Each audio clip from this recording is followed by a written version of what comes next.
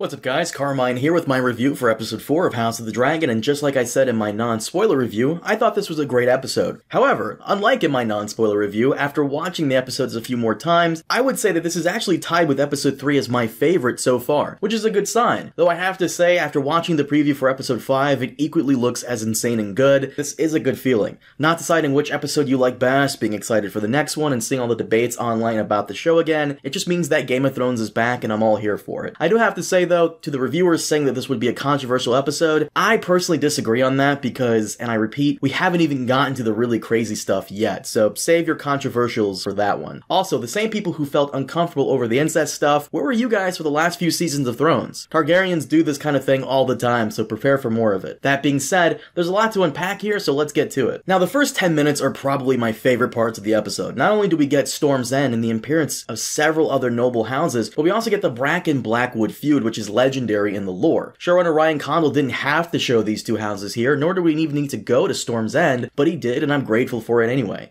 If you're a book fan, you were eating pretty good this episode. The other reason why the first 10 minutes were my favorite was Daemon. Like I said in the non-spoiler review, Daemon was going to walk away from this episode a lot of people's favorite character, mine included, and it started when he walked into the throne room, threw down the crab feeder's hammer and told them, add it to the chair. And I'm not gonna lie, that was pretty badass. And I hope I'm not the only one here who likes the short hair. It's a shame that we won't have it for too long because we did see in the trailer that he grows it out again in the next major time skip, but personally, I'm a fan of the short hair, so hopefully we get it in the near future. But Daemon was an absolute bastard this episode, especially with Rhaenyra, and I even made a video about it earlier, how the whole situation was probably an elaborate scheme by him to get closer to the throne, or it could have been Mysara playing him, who knows, but I love that it's ambiguous enough that it kind of calls back to Fire and Blood, with multiple answers to any of these events being possible. Also, I know I'm going to be asked about the Rhaenyra scene with Christian Cole, and of course, as soon as I jumped on livestream, that was the first question asked. I said it there, I'll say it here, no comment. The only person I really feel bad for is Alicent. I understand if some people found that very sad and uncomfortable, but it's a scene that we needed to see because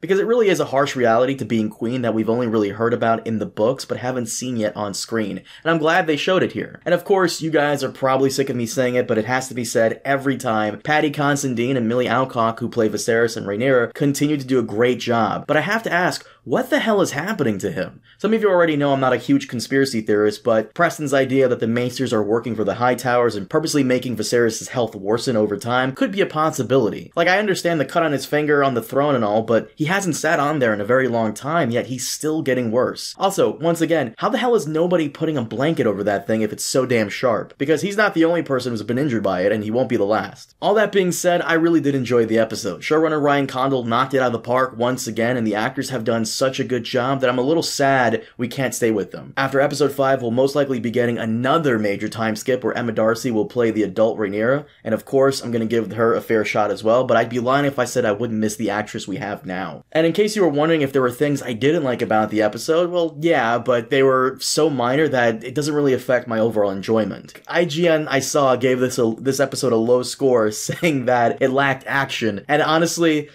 I couldn't give a damn. If you're out here waiting for an action set piece every episode, then please go watch anime or something, because this ain't for you. We had one last time that took up a good chunk of the episode, and I'm completely okay with a nice, quieter moment here to further develop our characters. But all that being said, let's see what you guys thought about the episode. First up, we have Jessica Grubner, who says, with as fast as everything is going in the first 4 to 5 episodes, they could have just stretched these episodes a full season, even just an 8-episode season. Yeah, this is going fast for you? I guess. I mean, time flies when you're having fun, but the story is moving at a fine pace, personally speaking, and as much as I want to agree with you on it being 8 episodes, I think we should reserve that for later seasons of House of the Dragon.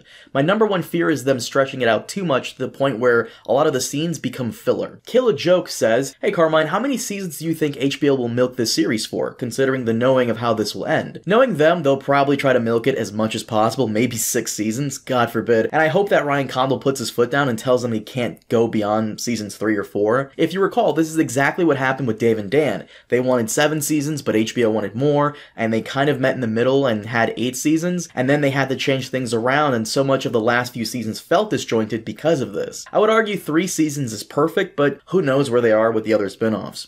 Marco says, for me, this House of the Dragon series is getting boring as it goes by. I really want it to be like Game of Thrones. I'll give this another few more episodes a chance. This is a fair criticism, kind of, because by the time the War of Five Kings goes down in Season 1 of Thrones, we'll still be in setup for Dance of the Dragons. Remember, a vast majority of this season will be set up, and in just 2 episodes we'll be getting the rest of the cast joining the series. I would say that, as it stands now, we've only seen half of the cast. There's still Alicent and Rhaenyra's children who need to come into their own and have their own storylines. I would argue that you should be patient, but I wouldn't blame you for skipping the next few episodes and waiting to binge the whole show when it's over. Galena H says, well, it makes sense why the showrunners decided to cut out Alicent and Viserys' wedding. They needed to keep up with the tradition of Game of Thrones of having at least 3 deaths or rape. So this is a response to the preview for episode 4 where we see Rhaenyra's wedding and all hell breaks loose during it. And yeah, I can see why you'd say that. House of the Dragon won't have too many crazy weddings, and I doubt we'll have as many as Game of Thrones did, but you may be onto something. Though I will say I'm kind of annoyed that they did cut the Alicent and Viserys wedding scenes.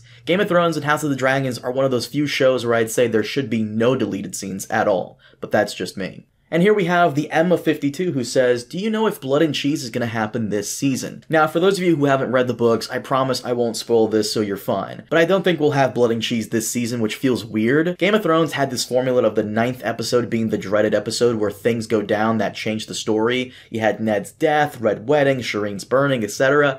I would place Blood and Cheese for episode 9, but after seeing the episode titles, I don't think so. It may be a season 2 thing, which is sad because it really is a pivotal moment in the lore that I really wanted like casual fans to see for this season, but at the rate we're going, I doubt it. There's still a lot of setup to be done, and by the time we hit the mid-season, we still won't have the full cast of characters we need for it to happen, so who knows? And last we have Jalen who says, as a book reader, I feel it's the best episode because it confirmed a lot of the mysteries and I really thought Daemon changed. Even though I read the book, the acting still had me fooled. Yeah, I gotta give it to Ryan Condal and Matt Smith for making this character great from book to show. And the episode, I agree with you, it's one of my favorites so far, but maybe this is me being a tad bit pessimistic, but anything could happen and this could be the last good episode that we get. But yeah, I understand where you're coming from. As I said in this video, book fans are eating very well with House of the Dragon so far. Wish I could say the same for my brothers and sisters over in the Lord of the Rings camp. But guys, that is it for today. Thank you so much for watching. As always, please leave your thoughts down below and let me know what you thought of episode 4 because I may feature it in my next video like I did here. Also, be sure to subscribe and like the video. It helps out a lot. But as always, thank you so much for tuning in and I'll see you next time. Have a good one.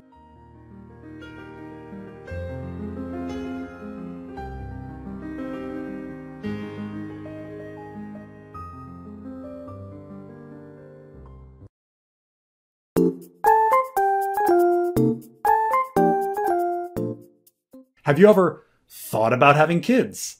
Yes. Have you ever thought about getting married? Yes. Have you ever, have you ever thought you were gay? Well. Have you ever thought, like, everybody thinks about these things, like,